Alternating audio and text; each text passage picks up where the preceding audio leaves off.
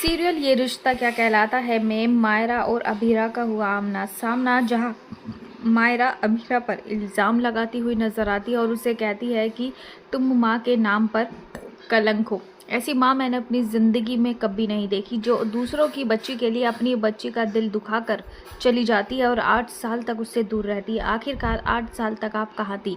8 साल तक आपने एक बार भी ये जानने की कोशिश नहीं करी कि आपका मंकी जिंदा है या मर गया। तभी दोस्तों यहाँ पर अभीरा रोने लग जाती है और कहती है कि मेरी परेशानियाँ शायद ही कोई समझ पाएगा। पर दोस्तों यहाँ पर मायरा अभीरा की बात ना सुनती है और ना ही समझती है, बल्कि अभीरा पर सिर्फ और सिर्फ इल्ज़ाम लगाती है और अभीरा चुप खड़े होकर उन इल्ज़ामों को सुनती रहती है, क्योंकि कहीं ना कहीं अभीरा जानती है कि उसकी थोड़ी बहुत गलतियाँ तो है ही। उसके साथ बुरा तो किया ही है पोद्दार परिवार ने, लेकिन 8 साल तक उसे उसकी बच्ची से दूर रखा गया। अगर ये बात अभीरा मायरा को बताती है तो मायरा अपने परिवार से ही नफरत ना करने लग जाए। इस वजह से अभीरा सच नहीं बताती है। पर यहाँ पर सबसे ज़्यादा शॉकिंग तब जो होता है जब अरमान अभीरा की तरफ से बोलता है और ये बात मायरा को पसंद नहीं आती और कहती है कि अब मैं समझ चुकी हूँ कि आप अब भी इनकी ही तरफ हैं। गुस्से में मायरा चली जाती है और अभीरा अब सोचती है कि चाहे कुछ भी हो जाए पर वो मायरा को मना कर रहेगी, अपनी सारी बात उसे ढंग से समझा कर रहेगी।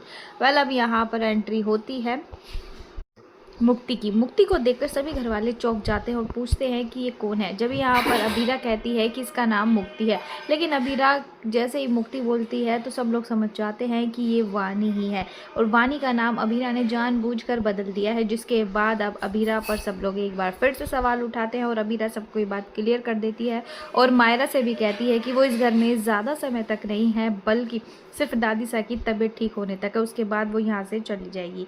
यहाँ पर अब ये देखना इंटरेस्टिंग होने वाला है, क्या मायर और अभीरा के रिश्ते सुधर पाएंगे? आपको क्या लगता है? कमेंट सेक्शन में अपनी राय ज़रूर से ज़रूर दीजिएगा।